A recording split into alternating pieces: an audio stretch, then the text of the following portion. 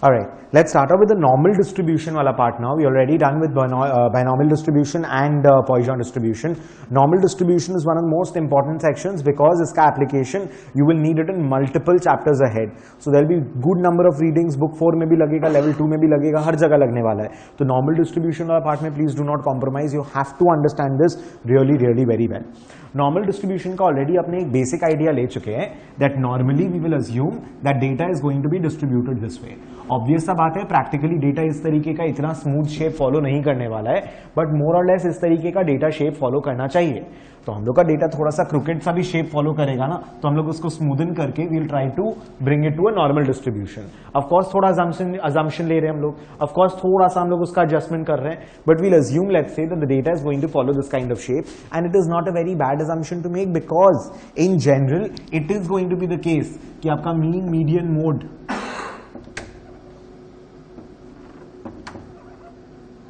के आसपास maximum data distributed होगा and as you move away from the average the observations, the number of observations, the frequency, the probability of the data is going to fall because most of the data should be clustered around the average. Normally data अपना ऐसा ही follow करेगा. Normal distribution is a shape of the data. Normal distribution is a shape. This distribution, this shape of the distribution is normal distribution. Normal distribution का कुछ properties होता है, that is skewness is equal to 0 and kurtosis is equal to 3. So we are saying that the distribution is normally distributed if its skewness is equal to 0 and kurtosis is equal to 3.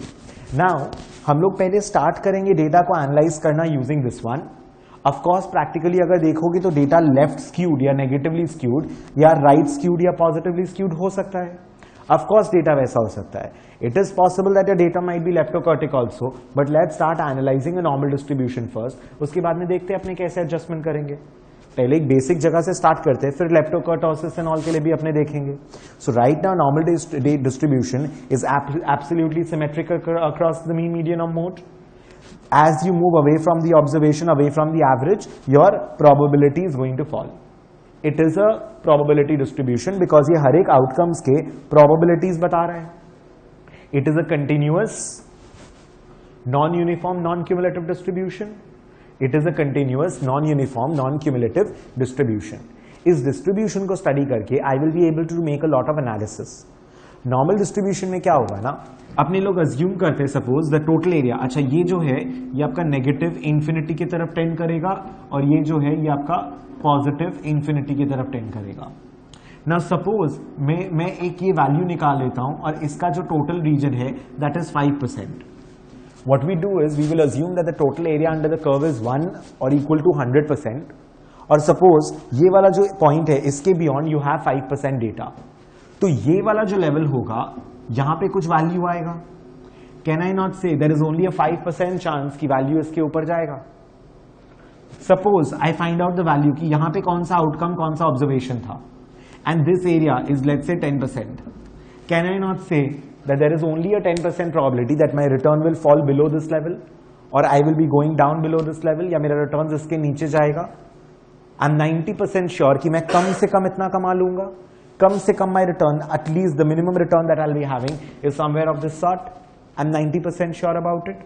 So when I want to make these kind of analysis, these kind of judgments, एक और अपने discuss किए थे कि suppose distribution है, आपने इधर 5% डाला, इधर 5% डाला, तो बीच में 90% बचा. आप बोलोगे आई एम 90% कॉन्फिडेंट कि मेरा आंसर, मेरा returns are going to fall between these two values within this range. So this is the kind of analysis we are looking at making over here in normal distribution. This range follow करना, ये बनाना, ये this type of work is what we are looking at in normal distribution. यहाँ पर बोलो, is everyone comfortable? So normal distribution में we want to follow, we want to form these kind of ranges. These kind of analysis कि इसके ऊपर नहीं जाना चाहिए, इसके नीचे नहीं जाना चाहिए, एंड आगे इसको और डेवलप करेंगे, इसमें और डिटेल्स में जाएंगे हम लोग. There will be much more to look into with this part in the later readings and all. बोलो clear? So this is what we want to study. अभी normal distribution में it is going to be determined by only two parameters. One is mean and one is standard deviation. सबसे पहला चीज आपका average and दूसरा आपका standard deviation. How does it work? Let's say suppose मेरा distribution जो दिया हुआ है, my average is equal to let's say 10 and my standard deviation is equal to let's say 2.5. Average 10 है, तो ऑब्वियस सा बात है एवरेज तो बीच में ही आएगा 10। अब यहां पे अब मेरे को फाइंड आउट करना है कि व्हाट इज द प्रोबेबिलिटी कि मेरा answer will lie between 5 and 15। Suppose I want to find out this, what is the probability कि मेरा रिटर्न 5 एंड 15 के बीच में लाई करेगा। कैसे फाइंड आउट करेंगे? The total area under the curve shaded region divide by total area under the curve. मेरे को ये शेडेड रीजन का वैल्यू चाहिए as a percentage of the total area under the curve. Now how do I calculate? I need some table और something. अभी मेरे को एक टेबल प्रोवाइड कर देगा जहां पर I will be able to do the calculations कि 5 एंड 15 के बीच में कितना डेटा लाई करेगा। But now the problem is आपका मीन कुछ भी हो सकता है। It can be 10, it can be 0.10, 10% बोलो या 0.10 बोलो। It can be 10,000, 100,000, 15, 20, 12। Your standard deviation can be 2.5, 2.8, 2.2, what ever. मतलब हर एक वैल्यू के लिए अलग अलग टेबल थोड़ी मिलेगा, ऐसे तो इनफाइनाइट टेबल्स लगेगा आपको। How can you have a different table for every single combination of mean and SD? Mean and SD can be anything. मतलब हम लोग को कुछ स्टैंडर्डाइजेशन करना पड़ेगा। नाउ व्हाट हैपेंस इज, से सपोज आप लोगों ने वो सिमिलर ट्राइंगल्स किया होगा, suppose 90 degrees, 60 degrees and 30 degrees. ये 3 किलोमीटर्स नहीं, ठीक है डाल दो, 4 किलोमीटर, 3, 4 एंड ये 5 है। 3 सेंटीमीटर, 4 सेंटीमीटर, 5 सेंटीमीटर भी हो सकता है। 3 किलोमीटर, 4 किलोमीटर, 5 किलोमीटर भी हो सकता है। बेसिकली शेप ये रहेगा। आप इसको स्केल तो कुछ भी कर सकते हो, शेप तो यही रहेगा। आप 3 किलोमीटर बोलो, 300 मीटर बोलो, 3000 मीटर बोलो, डजंट मैटर। 3 फीट बोलो, 3 फीट, 4 फीट, 5 फीट, चलेगा। When you are looking at a ruler, एक साइड में सेंटीमीटर है, एक साइड में इंचेस है। डिस्टेंस तो सेम ही है, ये वाला यहां से यहां तक। उसको सेंटीमीटर कुछ बोलोगे, इंचेस कुछ बोलोगे, distance is gonna be the same. Similarly what we do is there is something called a standard normal distribution. This is normal distribution, ये नॉर्मल डिस्ट्रीब्यूशन है।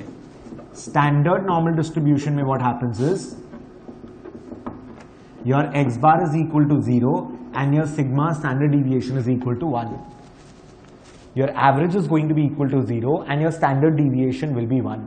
ध्यान से समझिएगा, बता रहा हूं इधर।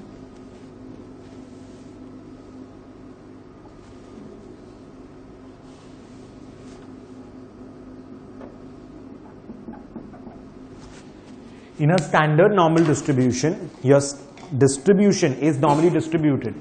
Shape is normally distributed. Data का shape ऐसा ही है। आपने उसका स्केल पकड़ लिया कि मीन 0 होगा, स्टैंडर्ड डिविएशन 1 होगा। और इसके लिए ना आपको एक टेबल प्रोवाइड करेगा। I will teach you how to read the table, that is called a Z table. उसको यूज करके यहाँ पे वैल्यूज वगैरह निकालना, we will just do, just give me 5 minutes, we'll do that part. Now what I am saying is, मेरा average अगर 10 है तो don't you think that will always correspond to this 0? Because average बीच में आ रहा है ना। तुम्हारा एवरेज 0 है, मेरा एवरेज 10 है, ठीक है, स्केलिंग। नाउ मेरा X bar is still equal to 10 and my S D is still equal to 2.5। आपका 1 standard deviation above will be what?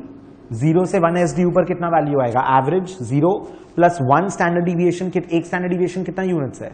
1 SD is equal to 1. So 0 plus 1 into 1 कितना होगा? 1 ना। 2 SDs ऊपर कितना होगा? 2। 0 से 2 times SD ऊपर जाना है। एवरेज से 2 स्टैंडर्ड डिविएशन ऊपर, average 0 plus 2 into 1 2। So basically 1 2 3 जो यहां पे आएगा, that is actually telling you the number of SDs above the average. ध्यान दो 2 मिनट। एवरेज इज 10 यहां पे, so उससे 1 SD ऊपर अगर जाएंगे तो कहां पे आएंगे? 12.5 पे आएंगे। 1 स्टैंडर्ड डिविएशन इज 2.5, सो एक स्टैंडर्ड डिविएशन ऊपर जाना is 2.5। Understand, average becomes a location parameter. इसका एवरेज 0 है, मेरा एवरेज 10 है, वो दोनों एक दूसरे को कॉरेस्पॉन्ड कर रहा है। और standard deviation becomes a scale parameter. आज 1000 मीटर ऊपर जाते हो तो 1 किलोमीटर ऊपर जाते हो, 500 मीटर ऊपर जाओगे तो 0.5 किलोमीटर ऊपर जाओगे। डिस्टेंस तो सेम ही होगा दोनों, यहां पे भी वही है। यहां पे 1 यूनिट ऊपर जाओगे तो यहां 2.5 यूनिट्स ऊपर जाना होगा, because 1 standard deviation is equal to 1। So for every 1 SD that you move ऊपर, you move 1 unit ऊपर, but for every 1 SD that you move on this line, you move 2.5 units ऊपर, because इसका 1 unit इसका 2.5 units के बराबर। 1000 metre अगर move करोगे तो यहां 1 किलोमीटर मूव करना पड़ेगा। समझ में आ रहा है scale parameter? So your normal distribution का shape is defined by the average and standard deviation, wherein average is going to be at the center and standard deviation will determine कि आप कैसे कैसे move कर रहे हो. बोलो, following everybody? ज्यादा अगर स्टैंडर्ड डिविएशन कोई डेटा का होगा, इसका मतलब डेटा इज वेरी डिस्ट्रीब्यूटेड, बहुत ज्यादा ना, तो उसके लिए तो बड़ा रेंज बनाना पड़ेगा जिसके अंदर वो डेटा लाई करेगा. So more the standard deviation, more your gonna move. Let's say 2 stock लो, एक स्टॉक का एवरेज रिटर्न 10% है, 90% of the data lies between 8 and 12, क्योंकि उसका सारा मंथ का रिटर्न कभी 9, कभी 9.5, कभी 10.5, कभी 11 टाइप्स आ रहा है. और एक दूसरा सेट ऑफ डेटा देता हूं, उसका भी एवरेज 10% है, लेकिन उसका standard deviation is very very high. क्यों? कभी वो 40% कमाता है, कभी -20% कमाता है, कभी -15% कमाता है. उसका शेप में अगर यही सेम बीच का एरिया अगर देखोगे ना, that is going to lie between -5 and let's say 25 और समथिंग. क्यों? क्योंकि इसका स्टैंडर्ड डिविएशन हाई है, इतना वेरी कर रहा है कि सेम 90% रेंज, सेम प्रोबेबिलिटी अगर बीच में चाहिए तो उसका range has to be very wide and इसका range has to be very low. So standard deviation is a very important partner to determine कि आप किस तरीके से मूव करोगे, आपका शेप कैसे डिफाइंड होगा. जो डेटा ज्यादा ऊपर नीचे होता है उसके लिए आपको वाइडर रेंज देना पड़ेगा. जो डेटा कमती ऊपर नीचे होता है, standard deviation is gonna be lower, उसके लिए आप कमती रेंज रख सकते हो. बोलो, फॉलोइंग यस और नो एवरीवन? श्योर? समझ में आ रहा है पूरा चीज? So your normal distribution is kind of defined by 2 parameters, mean and standard deviation. When we are looking at the normal distribution अलग है, standard normal distribution अलग है. Normal distribution is the shape of the distribution, जो आप कभी भी follow कर सकते हो. Standard normal distribution क्या कर रहा है? Because मेरा mean and SD को, because I want to do the calculations and all, and I need a table to use the values, or I need to do the calculations, so we are standardizing it. क्योंकि हर एक combination of mean SD के लिए possible नहीं है to find out the average और standard deviation और the probabilities and all. So your average, my average will always correspond to this average. इसका 1 SD का मूवमेंट, मेरा भी 1 एसडी का मूवमेंट, इसका 1 एसडी ही 1 है, तो देयरफॉर 0 + 1 × 1, 0 + 1 × 2. मेरा एसडी 2.5 है, तो मेरे को 2.5 यूनिट्स करके ऊपर जाना पड़ रहा है. So that is why, and इसका वैल्यूज हम लोग ना Z टेबल से देखते हैं, तो उसको Z वाला लाइन बोल देते हैं हम लोग. We are going to be using a Z table to see this. Bolo, is everyone comfortable till here? So this is 12.5. 2 is going to be कितना? 15. 15 कैसे आया? Average plus 2 standard deviations above the average. Suppose मेरे को average से 2.5 standard deviations नीचे जाना है, तो ये वैल्यू कितना होगा corresponding इसका? Average से 2.5 स्टैंडर्ड डिविएशंस नीचे. अपेरेंटली यहां standard deviation is also 2.5. Suppose I want to find out कि 0 किसको कॉरेस्पॉन्ड करेगा. 0 इधर आएगा. 0 किसको कॉरेस्पॉन्ड करेगा? 10 से 0 कितना यूनिट्स नीचे है? 10 यूनिट्स नीचे है. 1 SD is equal to 2.5 units. So 1 unit is how many standard deviations? 1/2.5 standard deviations. So 10 units is how many standard deviations? Correct? 4 standard deviations. 1, 2, 3, 4 बार 2.5 नीचे जाओगे तो 10 units नीचे 0 पहुंच जाओगे ना. So 0 is corresponding to -4. Why is the minus sign over there? Because it is below the standard deviations, below the average. How many standard deviations above the average and how many standard deviations below the average? And ऐसे भी एक number line होगा, तो 0 के इस side positive होगा, 0 के इस साइड नेगेटिव होगा. The positive or the negative sign over here is telling you whether it's number of standard deviations above the average and the number of standard deviations below the average. So अगर suppose मेरे को find out करना है कि 7 का corresponding value क्या है, 10 से 7 कितना units नीचे? 3. 1 standard deviation अगर 2.5 units है तो 3 units कितना standard deviations होगा? Obviously 1 से ज्यादा ना. 2.5 यूनिट्स नीचे आओगे तो 1 SD नीचे आओगे तो 2.5 यूनिट्स आ गए. मेरे को 3 SD आना है, नहीं 3 यूनिट्स नीचे आना है, तो 1 से हल्का से ज्यादा SD आना पड़ेगा नीचे. That is 3/2.5. दैट भी कितना? 1.2 I guess. 1.2. So this is -1.2 को कॉरेस्पॉन्ड करेगा 7. और -1.2 से 7 निकालना है, वो भी वर्क करेगा. सोच के देखो, एवरेज से 1.2 यूनिट्स स्टैंडर्ड डिविएशंस नीचे, देख लो इसका आंसर 7 ही होगा. एवरेज से 1.2 एसडीज नीचे, एवरेज से 1.2 SD नीचे 7, और हम लोग ये 1.2 निकाले कैसे, देखो ना 7 से 10 कितना यूनिट्स नीचे है, like let's say, sorry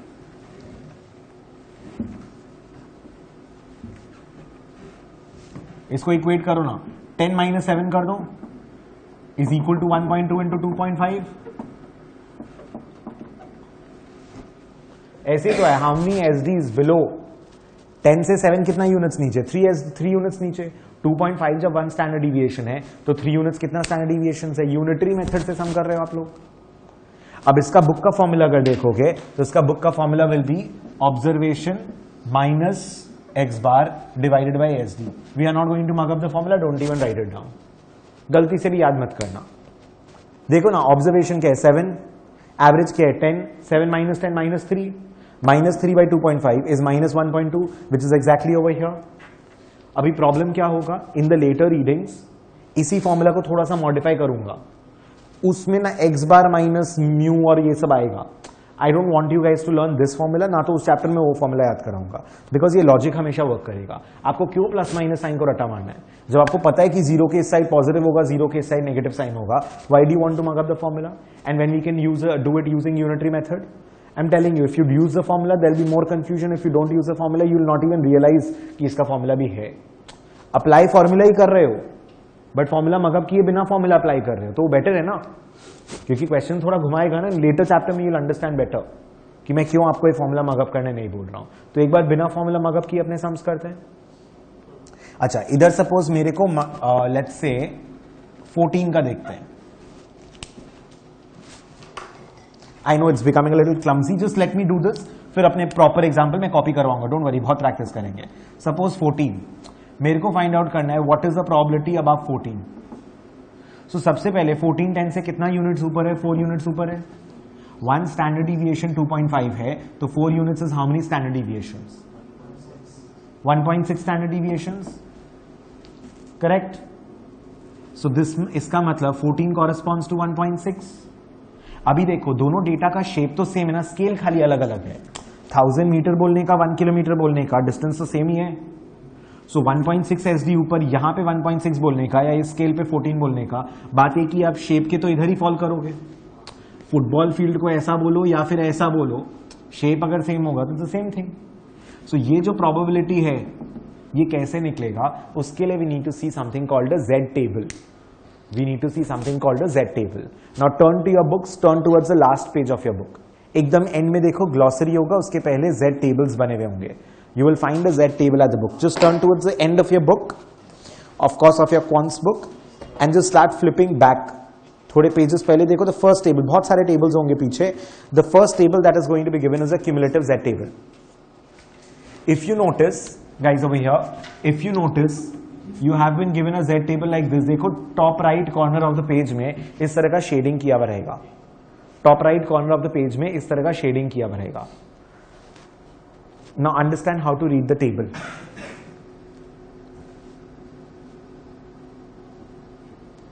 This is the number of SDs and this is the probability. ये बनाना है साइड में तो बना लो टेबल, वहीं टेबल में बना लो. ये जो कॉलम और रो हेडर्स है इससे नंबर ऑफ SDs मिलेगा, एंड ये जो बीच वाला पूरा पोर्शन है that's gonna give you probabilities. That's going to give you probabilities.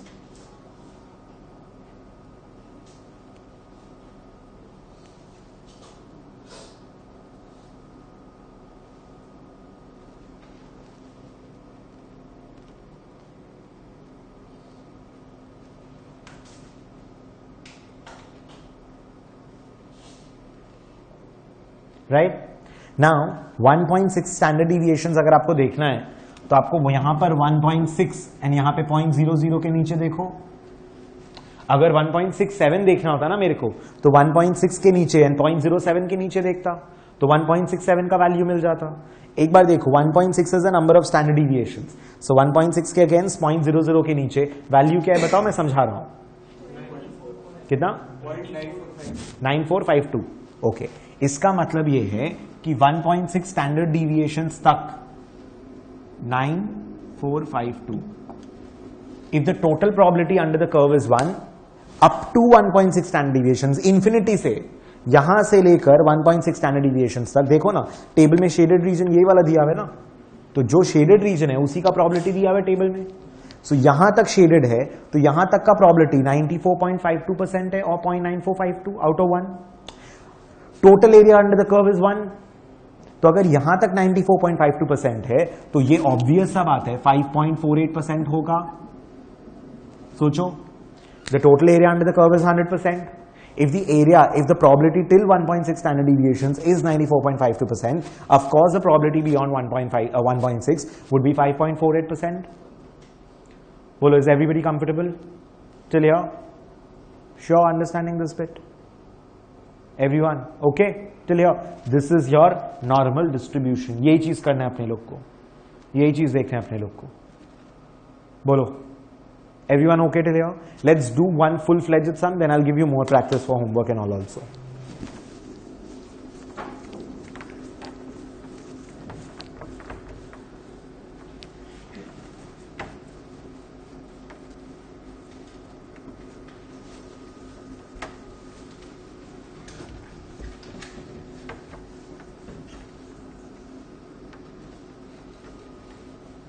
Take this question.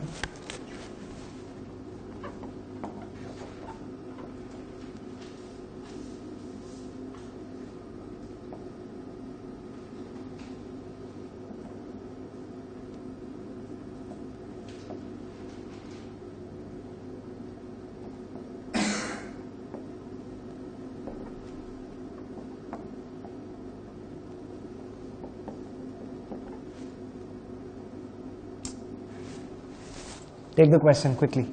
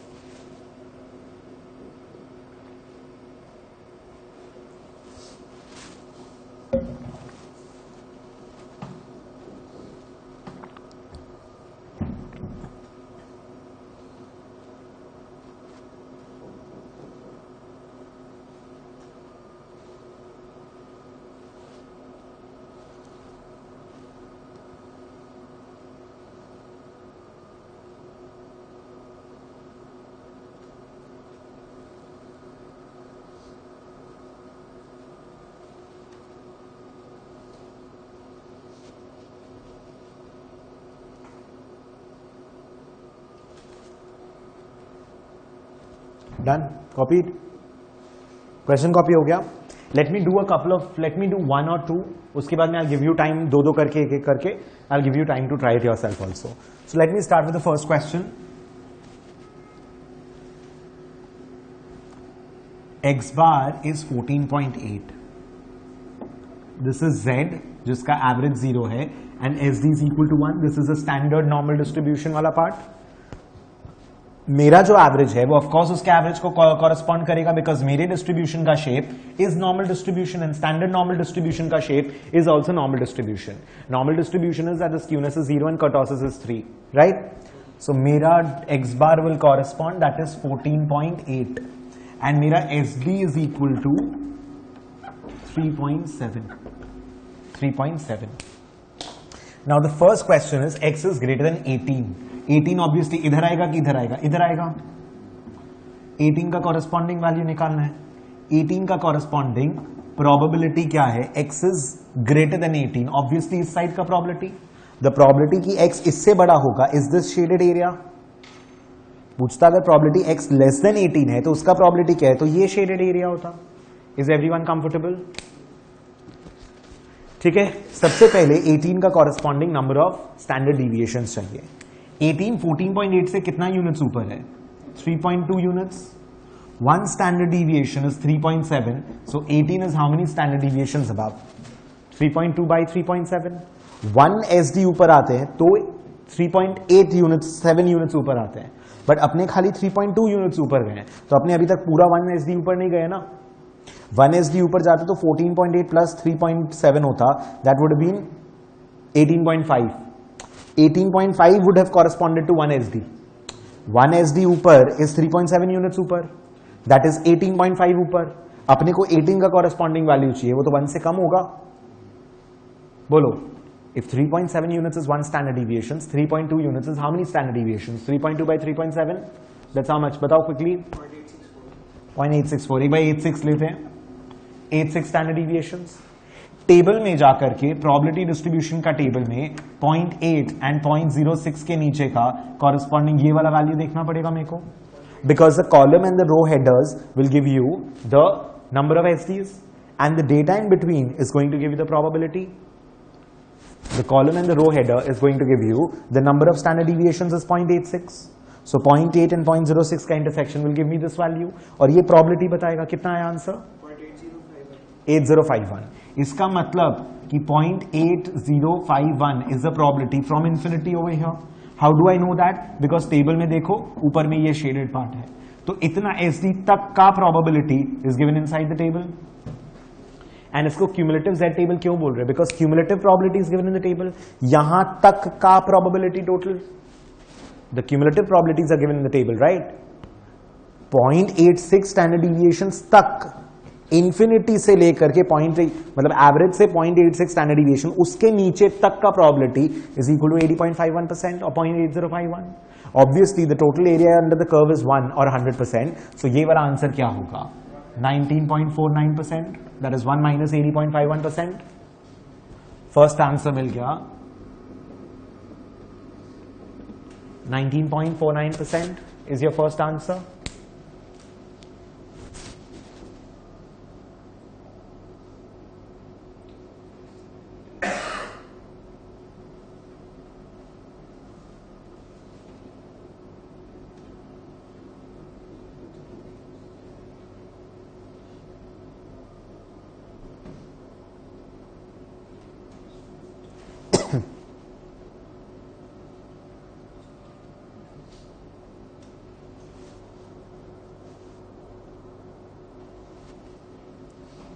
बोलो, is everyone comfortable?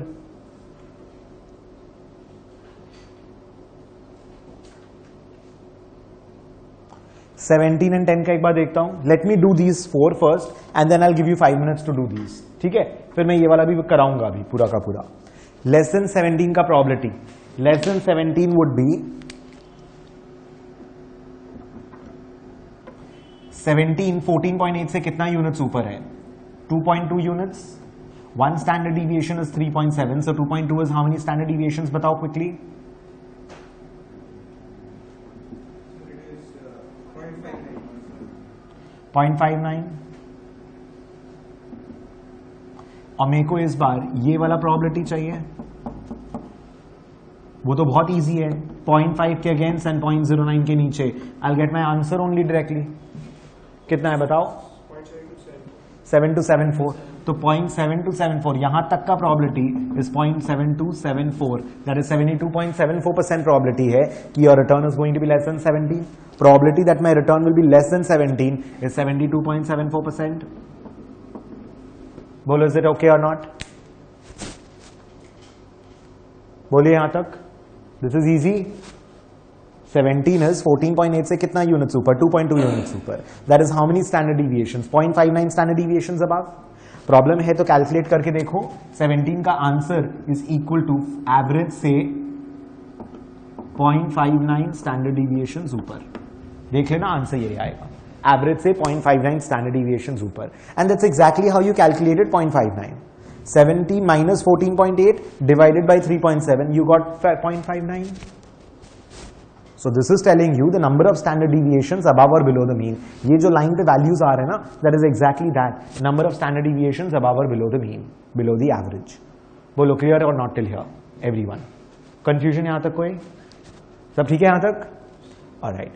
X is less than 10.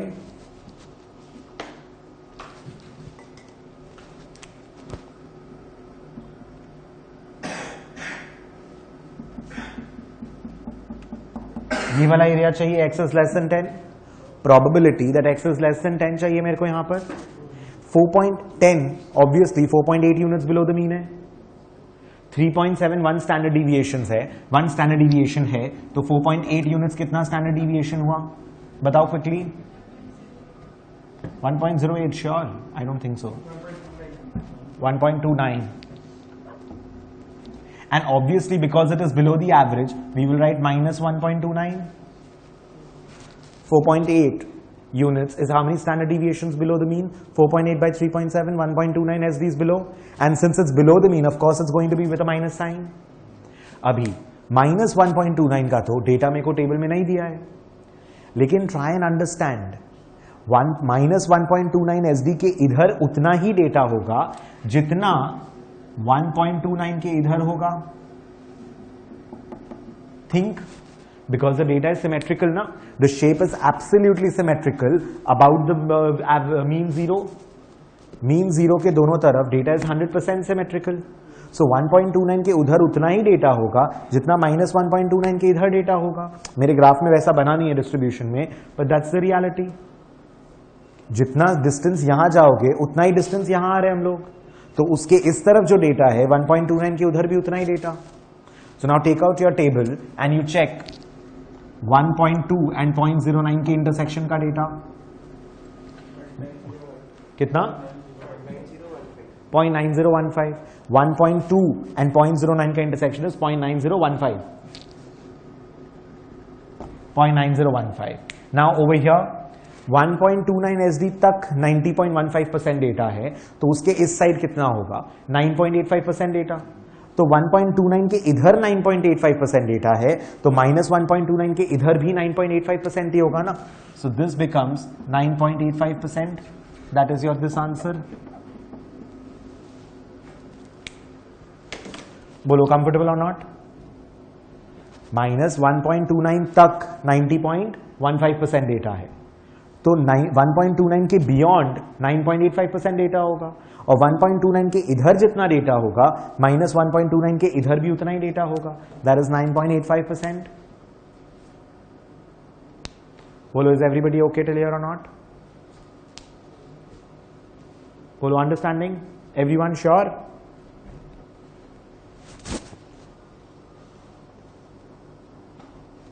बोलो is everyone comfortable till here और not?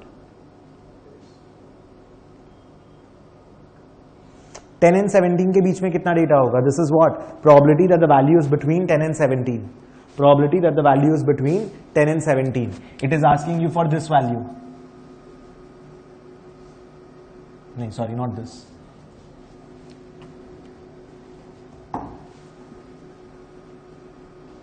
ये वाला हुआ ना 10 and 17 के बीच में. Absolutely 72.74% probability है यहां तक का, and यहां तक का probability 9.85 है. So this minus this will give you बीच वाला एरिया ना. So this answer will be 72.74 minus 9.85%. Absolutely correct.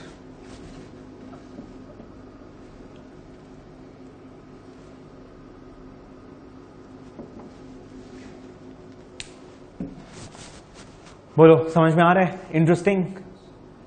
So the probability that your return is going to lie between 10 and 17, I am 62.89% sure that मेरा returns will be between this.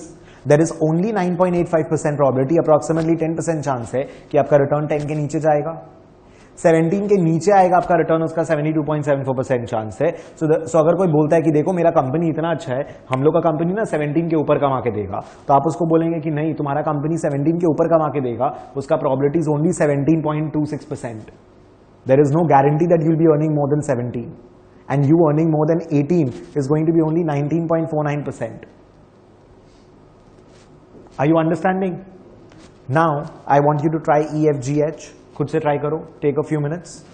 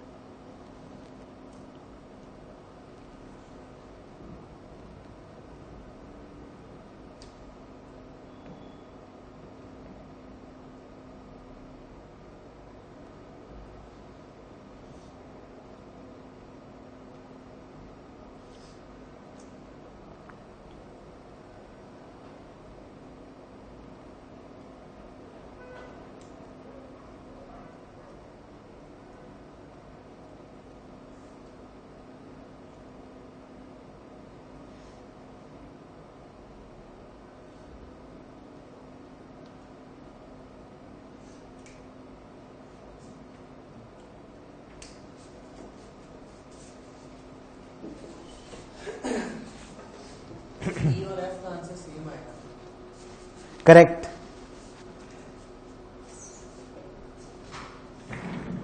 जानबूझ के वैसे दिया है. ENF का answer same आएगा. See if you can figure it out. I will discuss EFGH quickly all four.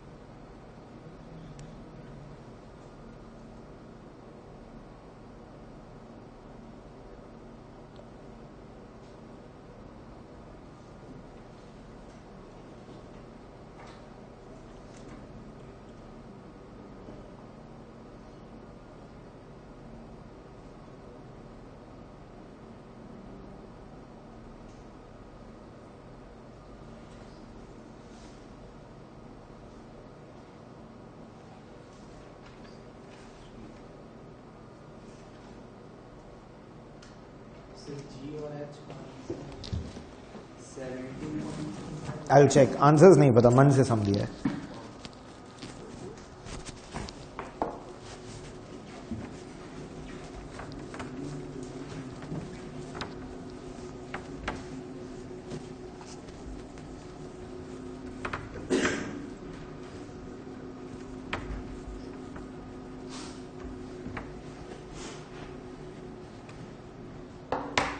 Let's see everyone, E and F का answer, right?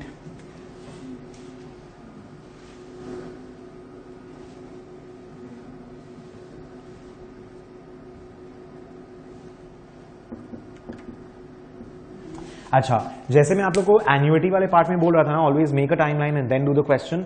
Similarly always make a normal distribution का graph, make these two lines and then solve the question, because right now you are in the practice mode and you know your errors will be very very less if you do it this way. So make sure that you're doing all these things and then solving the questions. ठीक है?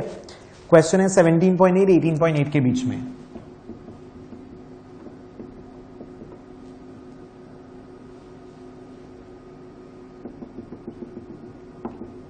ये चाहिए अपने को. The probability that x is going to lie within 17.8 and 18.8. 17.8 is 3 units above. 18.8 is 4 units above. So how many SDs above? 3 divided by 3.7. 1 SD 3.7 है, so 3 units कितना SD होगा? बताओ कितना है? 0.8? 1. And 4 units will be how many SDs? 1.08. 1 SD is 3.7, तो 3 units and 4 units कितना SDs है? ना इसका एरिया तो बहुत इजीली निकल जाएगा. अपने को कुछ नहीं करना है, अपने को टेबल में 1.08 तक का निकालना है, टेबल में 0.81 तक का निकालना है, उसका difference is the answer. It's so easy. Table में 1.0 के अगेंस्ट एंड 0.08 के नीचे देखना है, एंड 0.8 के अगेंस्ट एंड 0.01 के नीचे देखना है. ये दोनों का difference is the answer. 1.08 SD तक का प्रोबेबिलिटी माइनस 0.81 SD तक का प्रोबेबिलिटी विल गिव यू बीच वाला पोर्शन. बताओ दोनों वैल्यूज क्या है?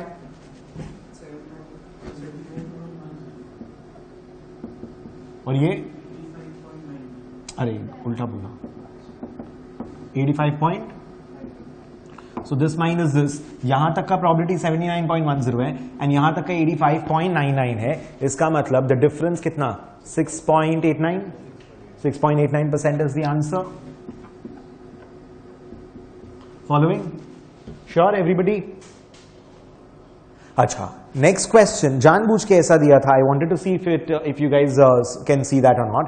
10.8 एंड 11.8 के बीच का प्रोबेबिलिटी.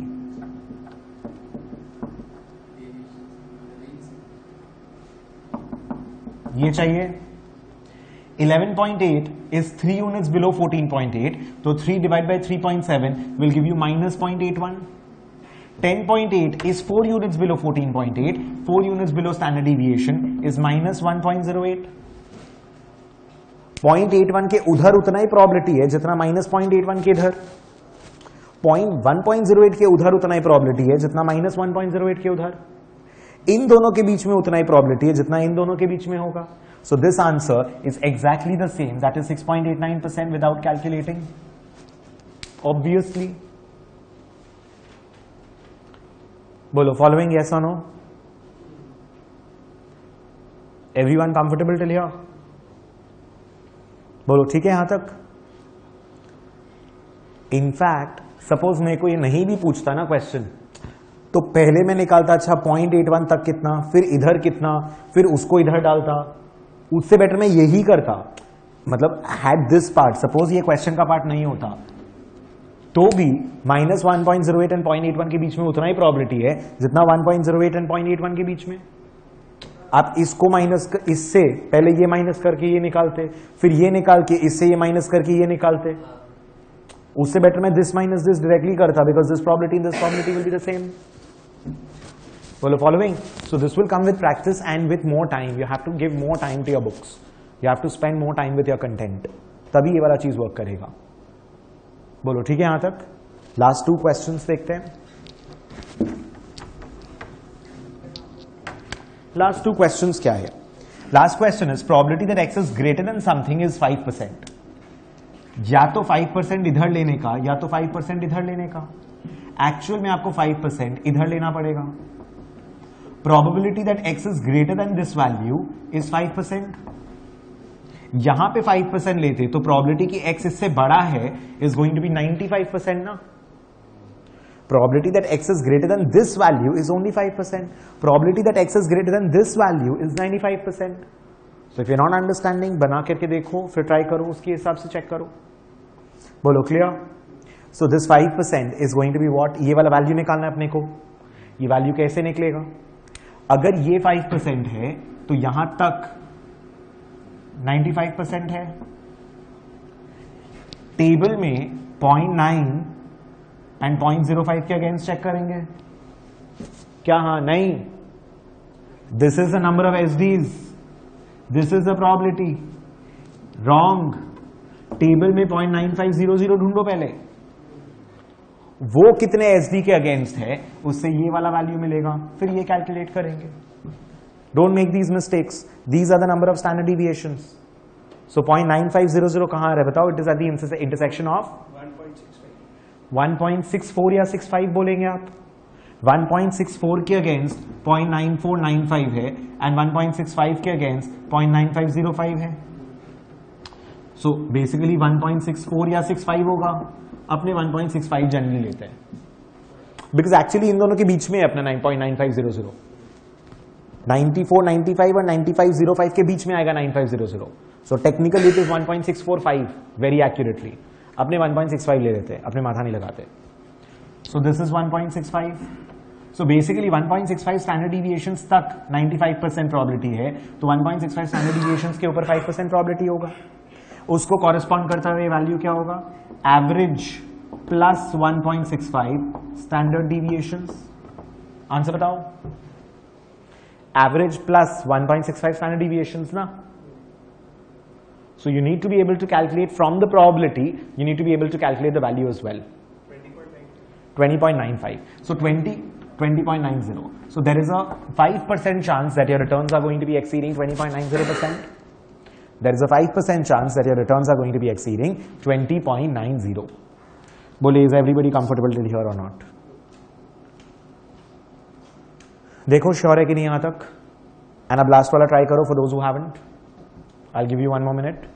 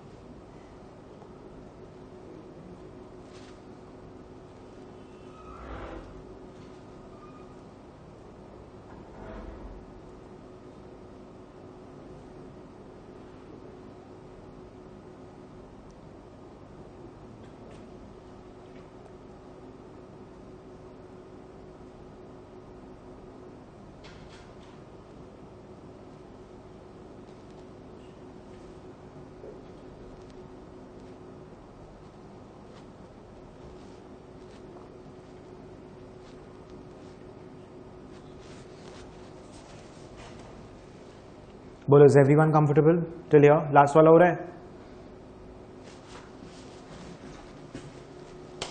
1% वाला होगा क्या? Probability that x is less than a particular value, there is only 1% chance. ये 1% होगा ना. Probability that x is less than this value is only 1%. ये वाला वैल्यू लेते तो probability x is greater than this value 1% होता, लेस देन तो 99 हो जाता ना. तो ये पॉइंट निकालना पड़ेगा. अच्छा, कितना एसडी के इधर 1% डेटा होगा? जितना पॉजिटिव एसडीज के इधर 1% होगा, उतना ही माइनस दैट मेनी एसडीज के इधर 1% होगा. जितना पॉजिटिव नंबर ऑफ एसडीज के इधर 1% होगा. अच्छा, इधर 1% मतलब इधर तक 99% होगा. Till here 99%. So first of all, I need to find out 0.9900 in the table.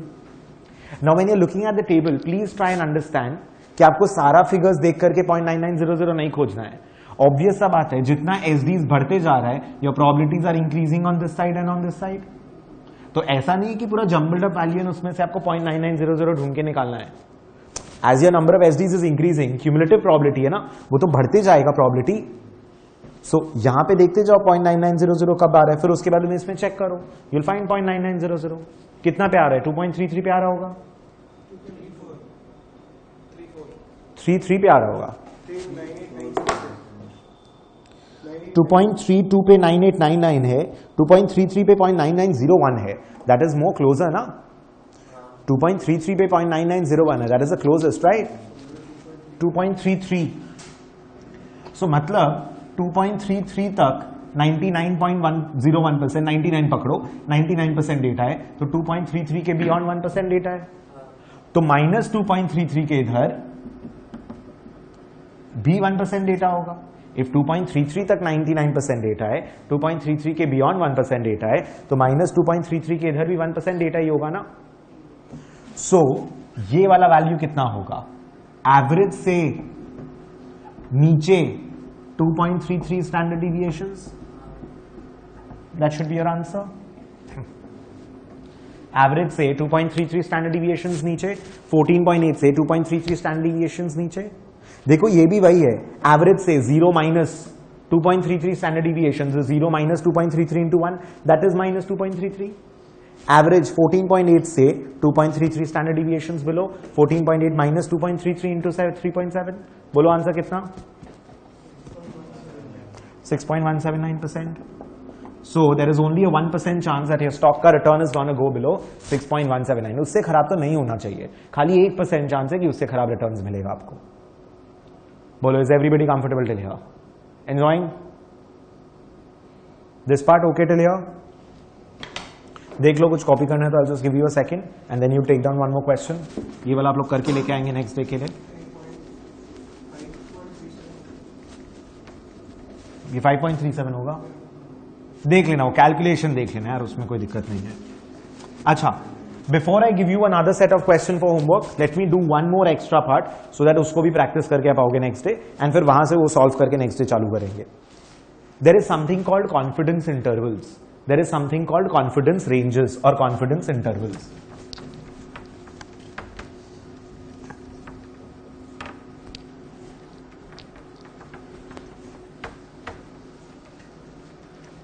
There is something called confidence interval or confidence range.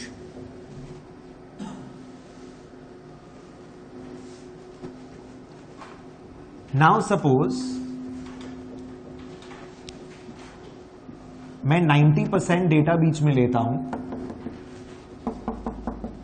this is 5% obviously, this is 5% obviously. Obviously अगर मेरे को एक 90% रेंज लेना है तो मैं average के एकदम आसपास लूंगा ना, कि एकदम बीच में बताओ 90% डेटा इसके आसपास लाई कर रहा है।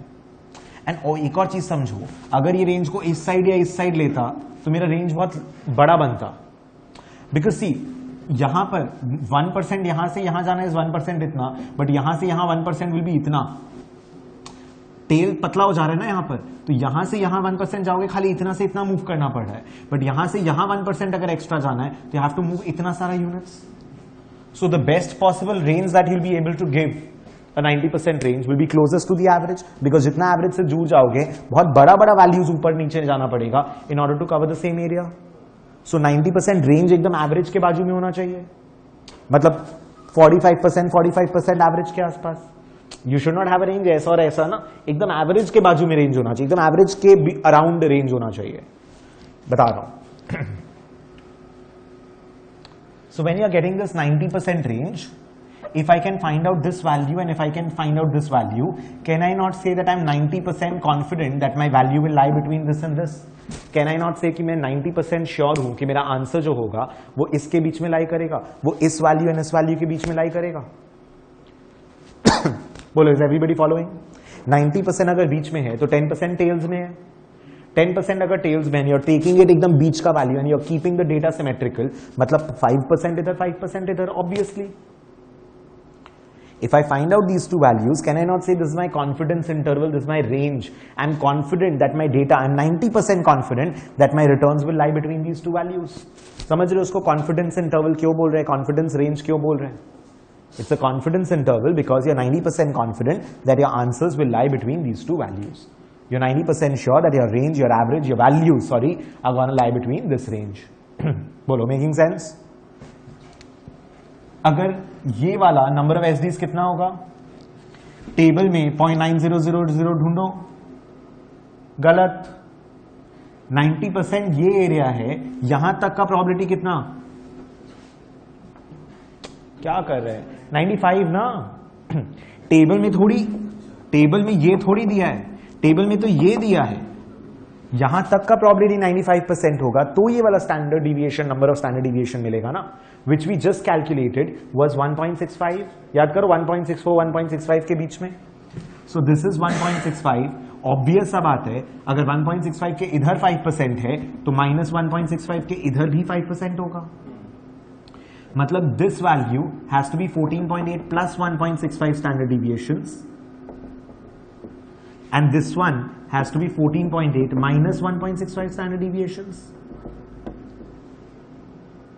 फॉर्मूला वाइज ना देखो, मगअप नहीं करने का है। बुक में बोलेगा 90% range is average plus minus 1.65 SD. अरे लिखने का तरीका है average plus 1.65 SD and average minus 1.65 SD. Average के आसपास 1.65 स्टैंडर्ड डिविएशंस वाला रेंज के बीच में 95% of the data lies, 90% of the data lies.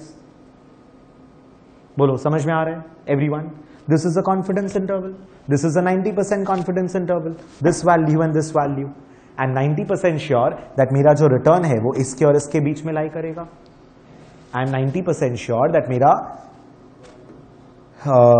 Values, मेरा returns, my averages, my values are gonna lie between this and this. बोलिए समझ में आ रहा है everyone? If possible textbook में टेक दिस डाउन, दिया हुआ भी है वैसे कहीं पे, या कहीं एक बार साइड में कॉपी कर लो।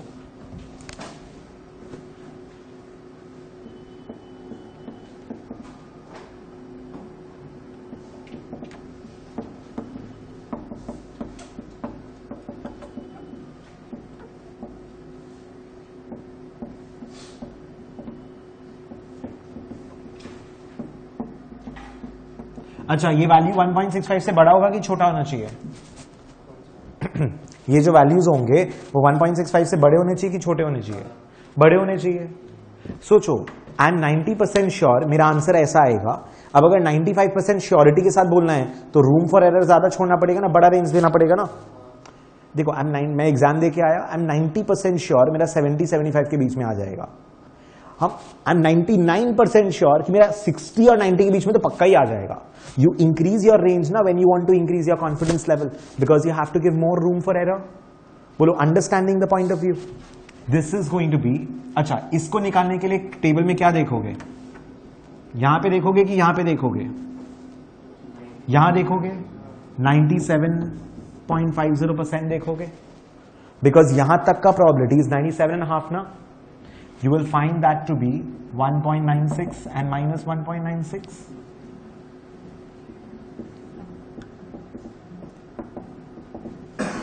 ये तीन वैल्यूज याद करने होंगे। ये कितना होगा? 2.33 निकाले थे हम लोग, 99% के लिए 2.33 निकाले थे। रॉन्ग, थिंकिंग फास्ट करो अपना। 0.9950 देखना पड़ेगा भाई, 2.33 0.9900 के लिए था।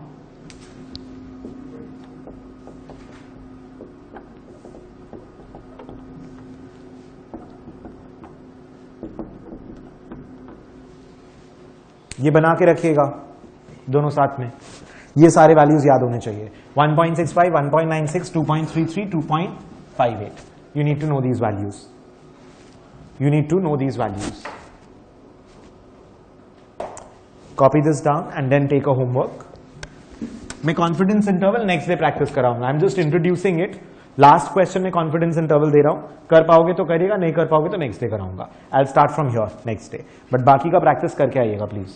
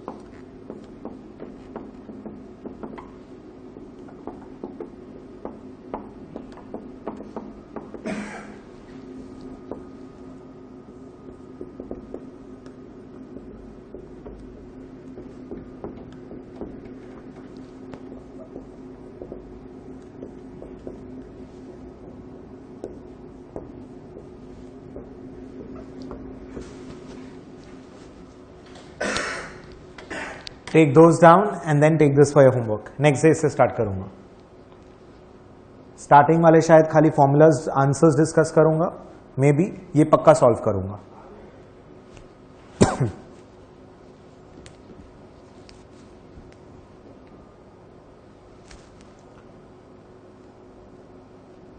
You've understood this part, right? Everyone comfortable ना? Why that is 2.33 and 2.58 you're understanding? वो 1% पूरा का पूरा एक टेल में था, ये 99% बीच में है. ये पूरा यहां से लेकर यहां तक 99% and then you have 1% in the tail. This one is 2.58 standard deviations के बीच में, 99% बीच में है, तो खाली हाफ परसेंट टेल में छूटा ना.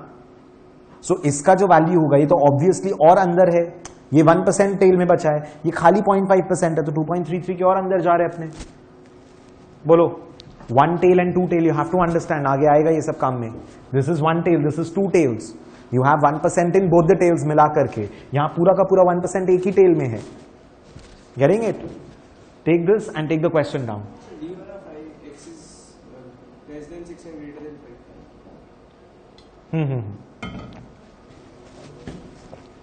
Obviously.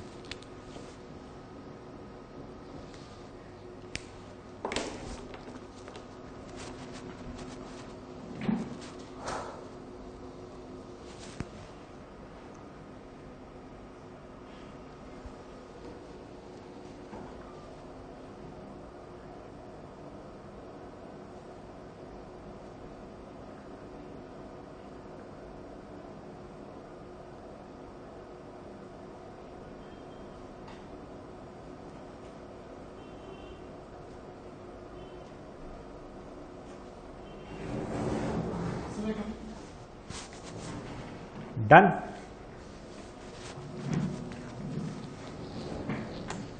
I hope you've taken this.